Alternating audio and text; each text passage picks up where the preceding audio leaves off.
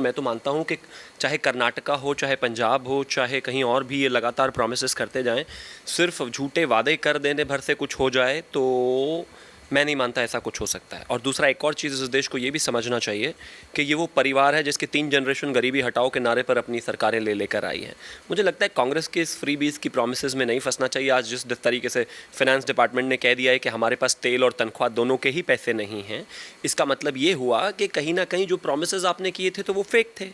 अभी तक बिजली की जो यूनिट्स की बात आई थी उसमें भी उन्होंने बता दिया कि भाई इसका रेट बढ़ चुका है। तो मेरा ऐसा मानना है कि इस तरह की चीज़ों से कोई लाभ होने वाला है नहीं।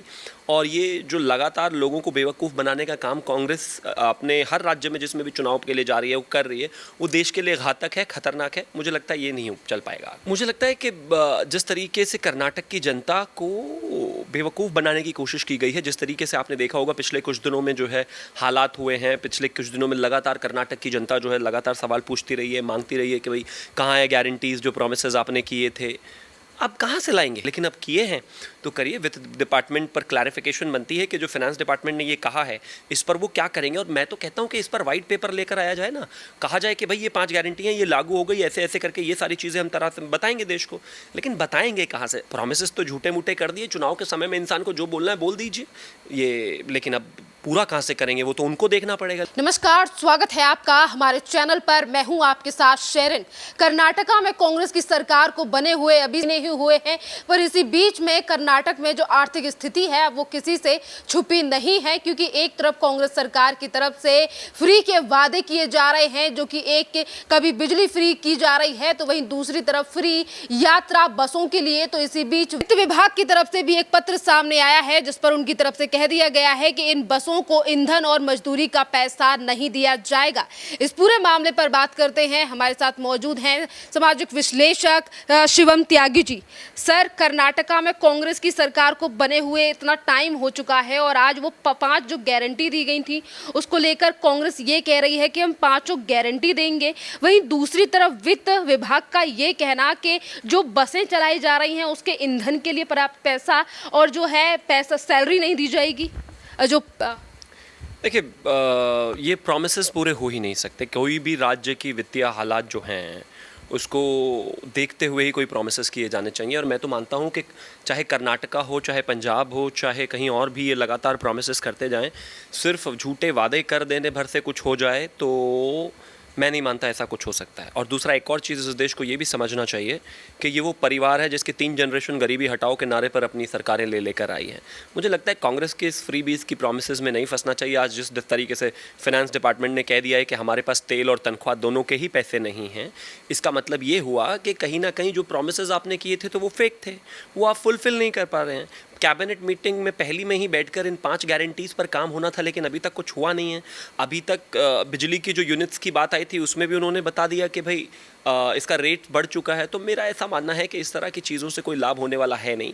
और ये जो लगातार लोगों को बेवकूफ़ बनाने का काम कांग्रेस अपने हर राज्य में जिसमें भी चुनाव के लिए जा रही है वो कर रही है, वो देश के लिए घातक है, खतरनाक है। मुझे लगता है ये नहीं चल पाएगा आगे। तो सर, बार बार कांग्रेस की तरफ से तो कहा जा रहा है कि 5 जो गारंटियां हैं वो कर्नाटक की जनता के लिए दी जाएगी, क्योंकि कर्नाटक की जनता ने कांग्रेस के लिए चुना है। और वहीं दूसरी तरफ वित्त विभाग की तरफ से ये बयान जो है वो कितना मायने रखता है कर्नाटक की जनता के लिए?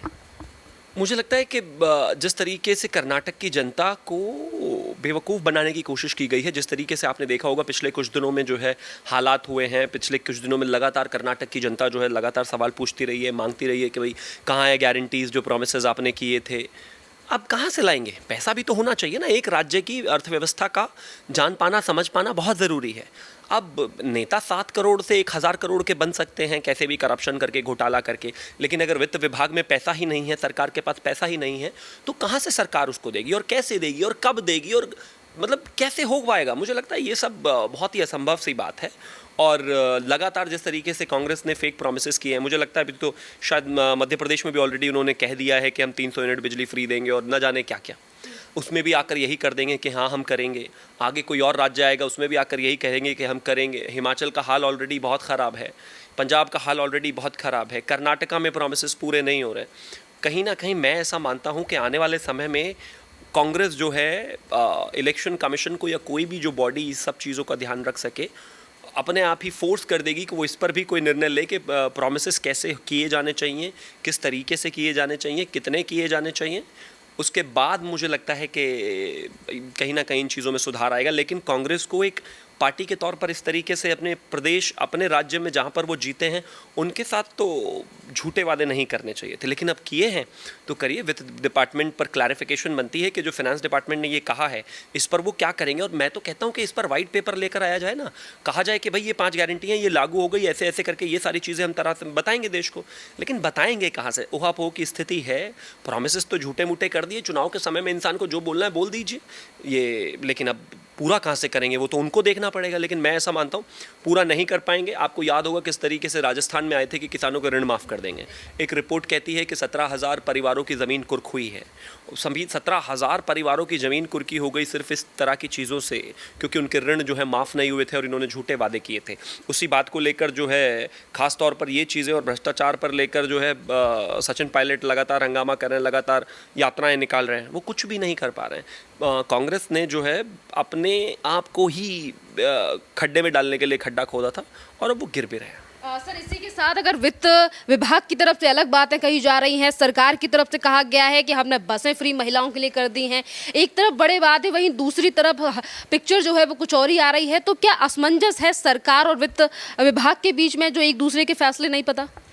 देखिए, असमंजस नहीं है, क्लैरिटी है, लेकिन अब झूठे वादे तो कर दिए ना।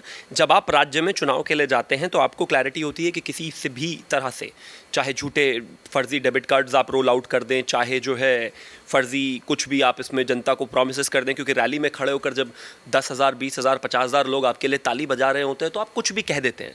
लेकिन उस कह देने से क्या फ़र्क पड़ेगा? क्या जनता को कोई रिलीफ मिला? क्या किसी को कोई फ़ायदा मिल पाया? क्या जनता को कोई स्कीम आप दे ला पाए? क्या कहीं पर भी आप कुछ कर पाए? मुझे लगता है नहीं कर पाए। और अगर आप नहीं कर पाए तो मैं ऐसा मानता हूं कि आगे भी आप नहीं कर पाएंगे, बिकॉज इसके हालात राज्य के फाइनेंस डिपार्टमेंट के पास क्लियर हैं। जो भी फाइनेंस डिपार्टमेंट अभी फिलहाल देख रहे हैं उनको तो पता है इस बात की रियलिटी का कि आप नहीं कर सकते। अब कहाँ से पैसा लाएंगे? अब मैं तो कहता हूँ कि जितने भी लोग हैं, सिद्धारमैया हो चाहे DK शिव कुमार हो, देना अपने घरों से लोगों को। अपने घर से तो वेजेस और पेट्रोल के पैसे नहीं दिए जा सकते। तो ये इस देश को समझना पड़ेगा कि हालात इतने ज़्यादा ऑलरेडी ख़राब हो चुके हैं।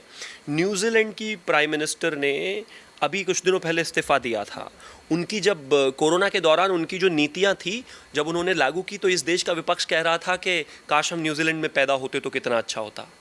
आज न्यूजीलैंड बैंकरप्सी के उस पर हालात पर ख़राब है, इकोनॉमिक क्राइसिस का हाल है वहाँ पर अब इस समय। इन बात पर पहले भी रिपोर्टिंग हुई है। मैं ऐसा मानता हूँ कि जब आपके पास जनरेशन नहीं है, रेवेन्यू जनरेशन नहीं है, आपके पास चीज़ें नहीं है, आप कहाँ से पैसा लाओगे?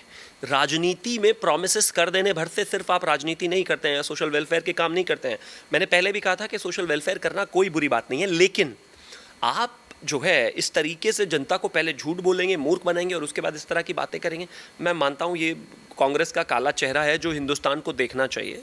मैं फिर से वही कहता हूँ, जो लोग आज तक गरीबी नहीं हटा पाए, जो 58 साल में देश के लिए कोई आमूलचूल परिवर्तन नहीं कर पाए, जो इस देश में कोई काम नहीं कर पाए, उनको कहाँ से उनके ऊपर ये चीज़ें आएंगी, ये शोध का विषय है। सर, अभी रिसेंटली दिनों में ही अमेरिका के दौरे पर राहुल गांधी ने कहा था कि जिन जिन राज्यों में विधानसभा के चुनाव रह गए हैं वहाँ पर बीजेपी को मुँह की खानी पड़ेगी, और कांग्रेस ने जिस तरीके से हिमाचल प्रदेश, कर्नाटक में सरकार बनाई है वैसे ही जनता भरोसा दिखाएगी। पर आज जिस तरीके से आर्थिक संकट जो है वो छाया हुआ है हिमाचल प्रदेश में, और कुछ इसी तरीके की स्थिति अब दिखाई दे रही है कर्नाटक में, तो इन तमाम चीज़ों को देखते हुए अन्य राज्यों की जनता भरोसा करेगी कांग्रेस की इन गारंटियों पर, वादों पर जो राजस्थान और मध्य प्रदेश में किए जा रहे हैं? किसने कहा था ऐसा भरोसा करेगी? कोई कांग्रेस के किस नेता ने? आपने अभी बोला।